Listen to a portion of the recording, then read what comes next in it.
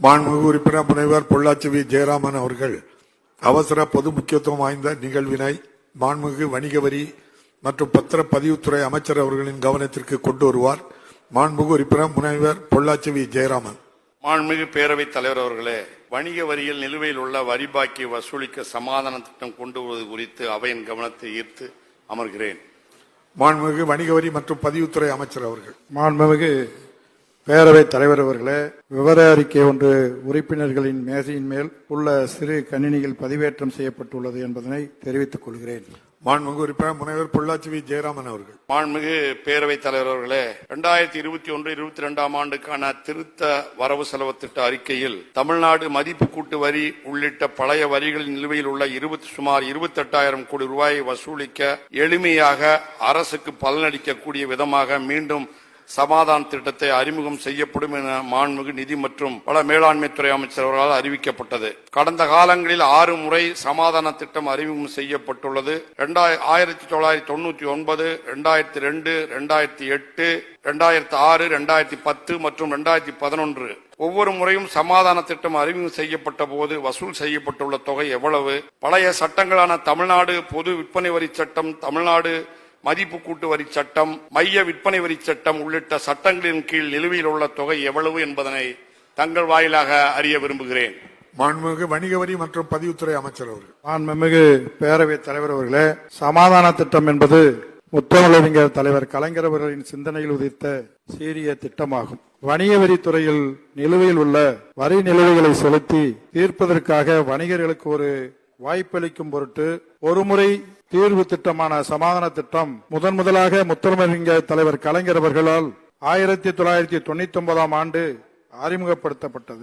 அதற்கு பின்னால் 2002 ஆண்டு, 2006 ஆண்டு, 2008 ஆண்டு, 2010 ஆண்டு மற்றும் 2011 ஆகிய ஆண்டுகளில் சமாதான திட்டம் செயல்படுத்தப்பட்டு அதன் மூலமாக வணிகர்களுக்கு நீண்டகால வரி நிலுவைகளின் கணிசமாக குறைக்கப்பட்டுள்ளன. இத்திட்டம் 1999 ஆண்டு முதலாக அறிமுகப்படுத்தப்பட்ட போது 4 மாதங்களில் 2095 மனுக்கள் பெறப்பட்டு ரூபாய் 19,97 கோடி வசூல் செய்யப்பட்டது. 2002 ஆண்டு 3 மாதங்களில் 2383 விண்ணப்பங்கள் பெறப்பட்டு ரூபாய் 58,75 கோடியும் 6 ஆண்டு 3 மாதங்களில் 1036 மனு விண்ணப்பங்கள் பெறப்பட்டு ரூபாய் 6.98 கோடியும் 2008 ஆண்டு 8 மாதங்களில் 10,250 விண்ணப்பங்கள் பெறப்பட்டு ரூபாய் 85.39 கோடியும் 2010 ஆண்டு 7 மாதங்களில் 10,943 விண்ணப்பங்கள் பெறப்பட்டு ரூபாய் 169.69 கோடியும் 2011 ஆண்டு 6 மாதங்களில் 8,340 100.33 கோடியும் கடந்த காலங்களில் வசூல் செய்யப்பட்டுள்ளது. தற்போது வரி நிலுவையாக தமிழ்நாடு மதிப்பு கூட்டு வரி சட்டத்தின் கீழ் ரூபாய் 16,732.39 கோடியும், மைய விற்பனை வரி சட்டத்தின் கீழ் ரூபாய் 6,532.75 கோடியும், தமிழ்நாடு பொது விற்பனை வரி சட்டத்தின் கீழ் ரூபாய் 4,107.85 கோடியும், தமிழ்நாடு ஆரம்ப வரி சட்டத்தின் கீழ் ரூபாய் 94.36 கோடியும், தமிழ்நாடு உள்ளாட்சி பகுதிகளுக்குள்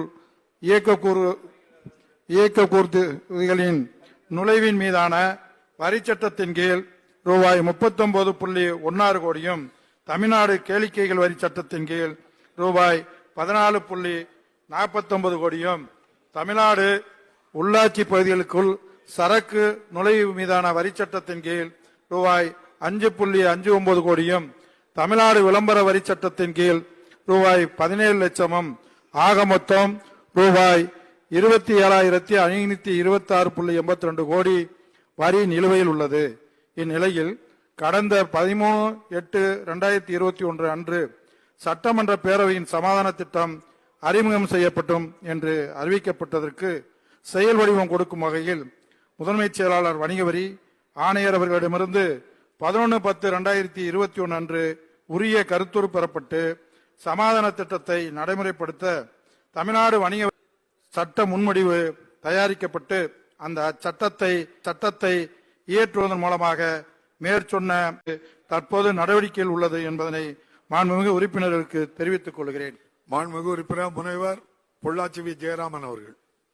மாண்புமிகு பேரவைத் தலைவர் அவர்களே, வியாபாரிகளிடமோ பொதுமக்களிடமோ வரி வசூல் செய்வது என்பது பேரறிஞர் அண்ணா அவர்கள் குறிப்பிட்டதைப் போல மலரிலே இருந்து தேனை எடுப்பதைப் போல தேனை வண்டுகள் சுவைப்பதைப் போல வலி இல்லாமல் இருக்க வேண்டும். அவ்வாறு அல்லாமல் வட்டி, அபராத வட்டி, தண்ட வட்டி போன்றவற்றை எல்லாம் நீக்கி இந்த வரியை வசூலித்தால் அரசுக்கு போதுமான வருமானம் கிடைக்கும் என்பதை சொல்லி கடந்த 6 முறை சமாதான திட்டம் செயல்படுத்தும் போது அந்தந்த ஆண்டு வரவு செலவு திட்ட உரையில் அறிவிக்கப்பட்டு அதனைத் தொடர்ந்து நடைபெற்ற சட்டமன்ற கூட்டத்தொடரிலேயே சமாதான திட்டம் செயல்படுத்துவதற்கான சட்ட முன்வடிவு நிறைவேற்றப்பட்டு உடனடியாக திட்டம் செயல்படுத்தப்பட்டுள்ளது. ஆனால் தற்போது 2 ஆண்டுகள் முடிந்து விட்டது. எனவே அதற்கான நடவடிக்கைகள் எடுப்பதற்கான காலதாமதத்திற்கு காரணம் என்ன? உடனடியாக நடவடிக்கை எடுத்து சமாதான திட்டத்தை விரைவில் செயல்பாட்டிற்கு கொண்டு வந்து வணிகர்களையும் உற்பத்தியாளர்களையும் பொதுமக்களையும் இந்த அரசு காப்பாற்றுமா என்று தங்கள் வாயிலாக கேட்டு அமர்கிறேன். மாண்புமிகு அமைச்சர் அவர்கள். மாண்புமிகு பேரவைத் தலைவர் அவர்களே, சட்டமன்ற பேரவையில் சமாதான திட்டம் அறிமுகம் செய்யப்படும் என்ற அறிவிக்கப்பட்டதற்கு செயல் வடிவம் கொடுக்கும் வகையில் தமிழ்நாடு வணிக வரிகள் என்னும் சட்ட முன்வடிவு சட்டமன்ற பேரவையில் கடந்த ஆண்டு பட்ஜெட் கூட்டத்தொடரிலே அறிமுகம் செய்வதற்கான சுற்றோட்ட கோப்பு மாண்புமிகு சட்டத்துறை அமைச்சர், மாண்புமிகு நிதி மற்றும் மனித மேலாண்மை துறை அமைச்சர், மாண்புமிகு முதலமைச்சர் ஆகியோரின் வழியாக மாண்புமிகு ஆளுநர் அவர்களின் ஒப்புதலுக்காக அனுப்பப்பட்டது. மாண்புமிகு ஆளுநர் அவர்கள் கடந்த ஆண்டு 10/5/2000 அன்று அக்கோப்பிற்கு ஒப்புதல் வழங்கினார். அன்றைய தினம் 2022-23 நிதியாண்டில் பட்ஜெட் கூட்டத்தொடரின் கடைசி நாள் என்பதால் அந்த சட்ட முன்வடிவை பேரவையில் அறிமுகம் செய்ய இயலவில்லை. எனவே இச்சட்ட முன்வடிவினை அவசர சட்டமாக இயற்றலாம் என இத்துறையின் உத்தேசித்து சட்டத்துறையின் இசைவினை 20/5/2022 அன்று பெற்று வணிக வரித்துறை ஆணையிடமிருந்து உரிய கருத்துருவு பெறப்பட்டு சுற்றோட்டத்தில் ஆணை பெற நடவடிக்கை எடுக்கப்பட்டது. அதன்படி 23/6/2022 அன்று மாண்புமிகு சட்டத்துறை அமைச்சர் அவர்களின் ஒப்புதல் பெறப்பட்டு மாண்புமிகு நிதி மற்றும் மனிதவள மேலாண்மை துறை அமைச்சர் அவர்களுக்கு 24/6/2022 அன்று அனுப்பப்பட்டது. அவர் தலைமைச் செயலாளர், முதன்மைச் செயலாளரின் செயலாளர் டாக்டர் உமாநாத் அவர்களும் நிதித்துறை செயலாளர் ஆகியோருடன் 4/7/2022 அன்று கலந்தாலோசிக்க ஏற்பாடு செய்யுமாறு வணிக வரி மற்றும் பதிவுத்துறை செயலாளர் அவர்களுக்கு உத்தரவிட்டார். 4/7/2022 அன்று நடைபெற்ற கலந்தாலோசனை கூட்டத்தில் ஏற்றுக்கொள்ளப்பட்ட மற்றும் ஏற்றுக்கொள்ளப்படாத வரி விவரங்களையும் தற்போது வணிகத்தில் ஈடுபட்டுள்ள மற்றும் ஈடுபடாத வணிகர்கள் குறித்து விவரங்களை சமர்ப்பிக்குமாறு மாண்புமிகு நிதித்துறை அமைச்சர் உத்தரவிட்டார்.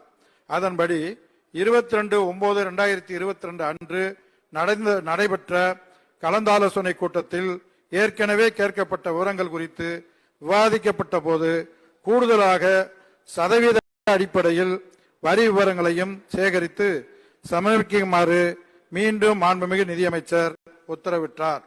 அதன் பின்னர் 2/12/2022 அன்று நடைபெற்ற கலந்தாலோசனை கூட்டத்தில் 2017 ஆண்டு வரையிலுள்ள சதவீத அடிப்படையிலான வரி நிலுவை விவரங்கள் விவாதிக்கப்பட்ட போது நிலுவை வரி செலுத்திய பின் எழும் வட்டி குறித்து விரிவான விவரங்களை சமர்ப்பிக்குமாறு உத்தரவிட்டார்.